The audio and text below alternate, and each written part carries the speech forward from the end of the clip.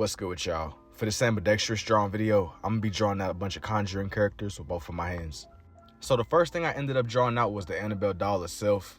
I started with drawing out her eyes first, and I just slowly worked my way around drawing out the rest of her face too. I ended up going and seeing the new Conjuring movie with my family the other day.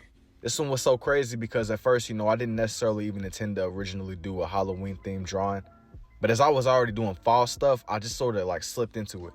Yeah, at this point though, I sort of focused on drawing out her face and a portion of her dress too. It was from a side profile. My main thing at this point was I at least wanted you to be able to see majority of the full doll. It was cool to do this one in live time, just seeing how y'all was reacting to it. And some of y'all was saying that it looked extremely eerie.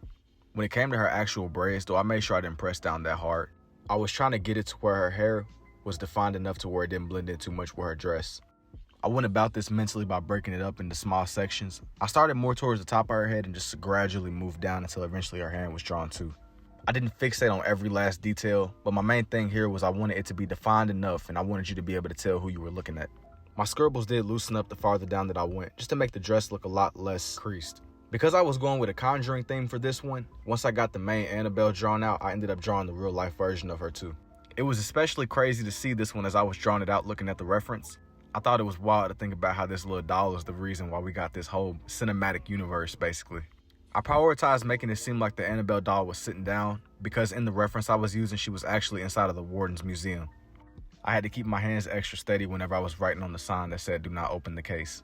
Just to show she was sitting down too, I later went through and I started drawing out the surrounding box she was sitting in.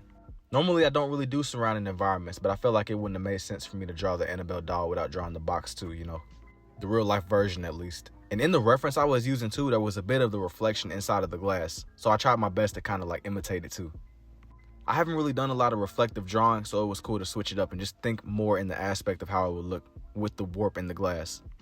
I made it somewhat come together though, because in the reference, it made it seem a little bit more clearer. It was definitely weird writing the letters in reverse, thinking back on it now. All that was left now for me to do was draw the top of the box she was sitting in. It was like a planked roof.